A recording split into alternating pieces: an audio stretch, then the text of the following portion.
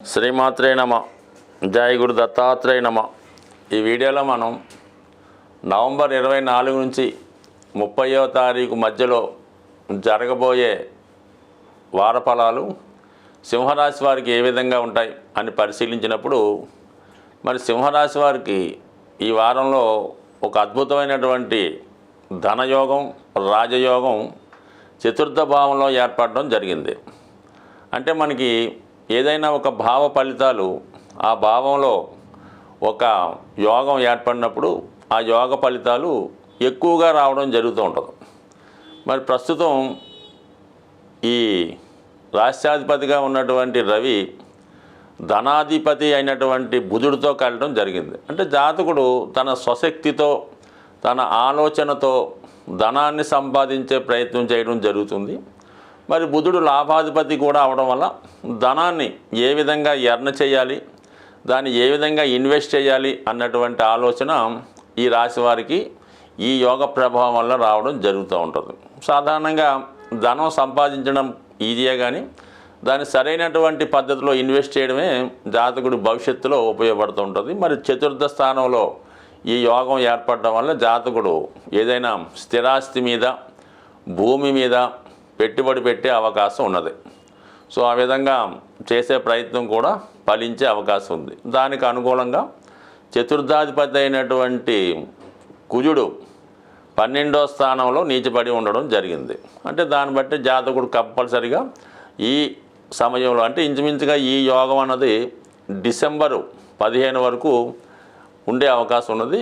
ఈ సమయంలో జాతకుడు ఏదైనా సొంత గృహం కొనుక్కునే ప్రయత్నం జరుగుతుంది. ఆ ప్రయత్నంలో జాతకుడు ఏంటంటే తనకి వేరే చోట ఉన్నటువంటి స్థిరాస్తి అమ్మేసి తను ఉన్నటువంటి ప్రాంతంలో, సొంత ప్రాంతంలో ఏదైనా ఒక గృహం కొనుక్కునే అవకాశం ఉన్నది. ఎందుకంటే సొంత ప్రాంతం ఎందుకన్నామంటే మరి వృశ్చికం స్థిర రాశి అవ్వడం వల్ల జాతకుడికి ఈ విధమైన అవకాశం, సొంత ప్రాంతంలో ఇన్వెస్ట్మెంట్ చేసే అవకాశం ఉన్నది. సో దానికి ఇంకా గురువు యొక్క దృష్టి, అంటే ఒక ప్రయత్నానికి భగవంతుని యొక్క ఆశీర్వాదం కానీ అనుగ్రహం కానీ ఉండాలి. మరి అటువంటి గురువు యొక్క అనుగ్రహం మరి జాతకుడికి కర్మస్థానం అయినటువంటి దశమ స్థానం నుంచి చూడటం జరిగింది. సో ఇది ఖచ్చితంగా జాతకుడు ఏమాత్రం తనకి సోర్స్ ఉన్నప్పుడు అతను ఏదైనా స్థిరాస్తి కానీ, ఇంటి స్థలం కానీ, గృహం కానీ కొనుక్కునే అవకాశం చాలా ఎక్కువగా ఉన్నది. మరి రవి ఎప్పుడైతే ఇన్వాల్వ్మెంట్ ఉన్నదో జాతకుడికి ప్రభుత్వ సహకారం కానీ, ప్రభుత్వ రంగ బ్యాంకుల ద్వారా రుణం కానీ లభించే అవకాశం ఉంది. సో ఇవన్నీ కుదరనప్పుడు ఏదైనా ప్రభుత్వ పథకం ద్వారా మీకు గృహం లభించడం కానీ, ఆల్రెడీ లభించినటువంటి స్థలంలో మీరు గృహ నిర్మాణం చేసుకోవడం కానీ, లేదంటే ఏదైనా గవర్నమెంట్ ఉద్యోగులకి వాళ్ళకి ప్రభుత్వం ఏమైనా క్వార్టర్స్ లాంటివి ఏర్పాటు చేయడం కానీ, మొత్తం మీద మీరు ఒక గృహమో, ఒక నివాస స్థలమో, ఒక గూడో ఏర్పాటు చేసుకోవడం ఉంది. అది మీరు సొంతమా, ప్రభుత్వం ఇచ్చిందా, లేదా మీ తండ్రి గారు కొనిచ్చారా, మీ భార్య కొన్నదా, భర్త కొన్నాడా, మొత్తం మీద ఇది ఏర్పడే అవకాశం ఉంది. దానికి భగవంతుని అనుగ్రహం ఉంది కాబట్టి కొద్దిగా ప్రయత్నం చేయండి. ఇక కుజుడు 12వ స్థానంలో ఉండడం వల్ల మరి ఎక్కువగా జాతకుడు మీ యొక్క రక్త సంబంధీకుల కొరకు, అలాగే మీ యొక్క తల్లిగారి కొరకు, అలాగే తండ్రి గారి కొరకు, వారి యొక్క వైద్య సౌకర్యాలకైతేనేవ్వండి, వారి జీవనోపాధికి అయితేనేవ్వండి, ఏదో రకంగా మీరు ఆర్థిక పరంగా ఇవ్వవలసి ఉంటుంది.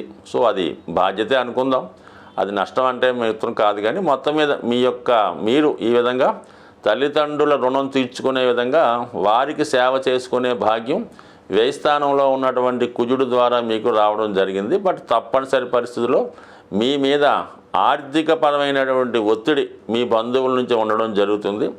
ఇదే సమయంలో కొంతవరకు మీరు ఎవరికైనా హెల్ప్ చేయవలసి ఉన్నా, లేదంటే మీరు గతంలో ఎవరికైనా రుణం తీసుకొని వారు తీర్చవలసి ఉన్నా, మొత్తం మీద ఆర్థికపరమైన ఒత్తిడి మీ మీద ఉంటుంది. కంపల్సరిగా కొన్ని బాధ్యతల నుంచి బయటపడాలి, కొన్ని రుణాల నుంచి బయటపడాలి. ఇవన్నీ మీకు ఇప్పుడు సమకూరే అవకాశం 100% రావడం జరిగింది.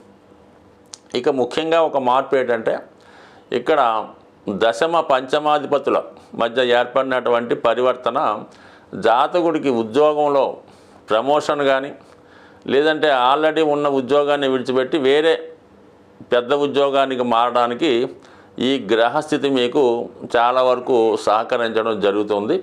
ఆ ప్రయత్నాలు ఏమన్నా ఉంటే ఉద్యోగం మారడానికి ప్రయత్నం చేసుకోవచ్చు. లేదా కొత్తగా ఏదన్నా స్వతంత్రంగా ఏదైనా బిజినెస్ లాంటిది అంటే కన్సల్టెన్సీ లాంటిది ప్రారంభించుకోవడానికి కూడా ఈ టైం మీకు చాలా వరకు సహకరించే అవకాశం ఉన్నది. బట్ ఏదైనా శని యొక్క దృష్టి రాశి మీద ఉండడం వలన ఏ ప్రయత్నమైనా సరే చాలా సునాయాసంగా మాత్రం జరగదు. అతి కష్టం మీద జరుగుతుంది. కానీ జరిగిందంటే మాత్రం అది ఖచ్చితంగా శాశ్వతంగా ఉండే అవకాశం ఉంది. సాధారణంగా ప్రతి రాశి వారు కూడా ఏదో ఒక అదృష్ట వస్తువో అదృష్ట రత్నమో ధరించడానికి ప్రయత్నం చేస్తుంటారు. దాన్ని అవకాశంగా తీసుకొని అటువంటి వాటిని క్యాష్ చేసుకునేవారు కూడా చాలామంది ఉండడం జరుగుతూ ఉంటుంది. కానీ ఏమాత్రం ఖర్చు లేకుండా సులభంగా మీకు సంపదనిచ్చే కొన్ని విలువైనటువంటి వస్తువులు మీకు చెప్పడం జరుగుతుంది.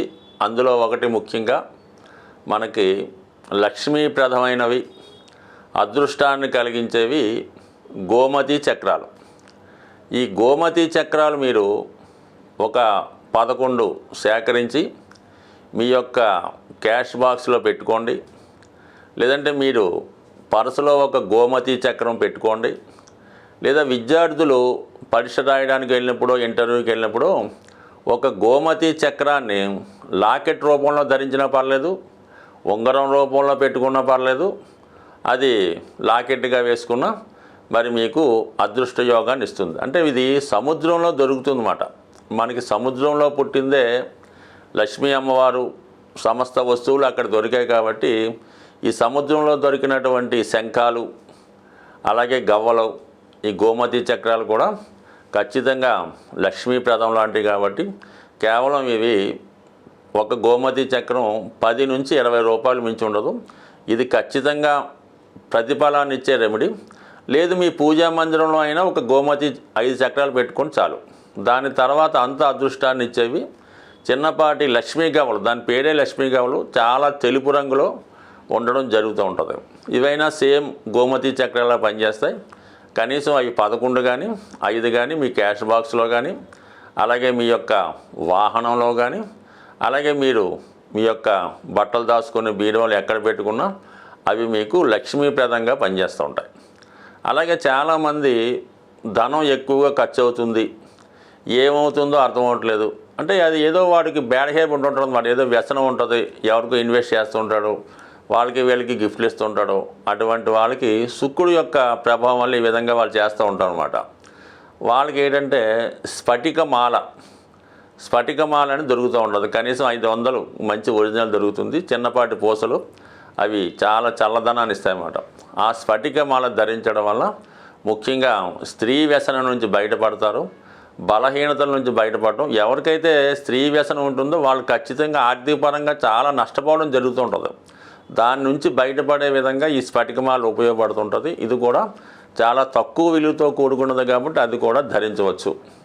అలాగే ప్రస్తుతం కంపల్సరిగా ఫలితాన్ని ఇస్తున్నటువంటి మాల కరుంగలి మాల. ఇది ప్రస్తుతం తమిళనాడు అంతటా పెద్ద వాళ్ళు వాడుతున్నారు.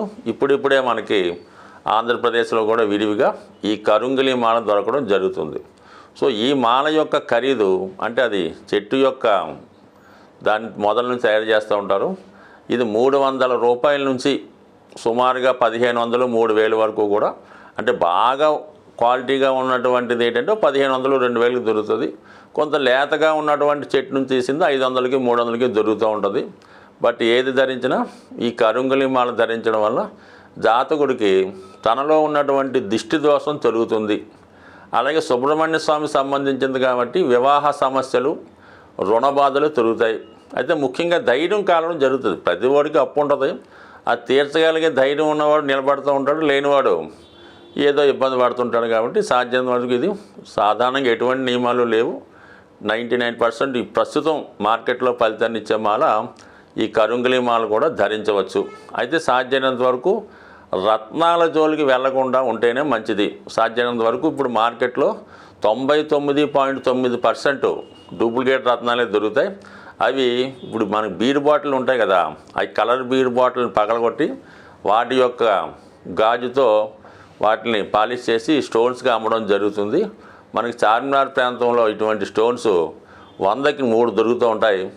అటువంటి భ్రమలో పడకుండా 90% జాతి రత్నాలు, జాతి రాళ్ళు, రంగురాళ్ళు పక్కన పెట్టి ఈ సింపుల్గా ఇప్పుడు చెప్పినటువంటి ఈ మరి తాంత్రిక వస్తువులు అనొచ్చు, లేదంటే విలువైనటువంటి వస్తువులు పెట్టుకోవడం వల్ల ఇవి చాలా ఆచారంగా పూర్వకాలం నుంచి వస్తుంది. కొద్దిగా నమ్మకం ఉంటే చాలు, అన్నీ మీకు లక్ష్మీప్రదమే అవుతుంది. స్వస్తి.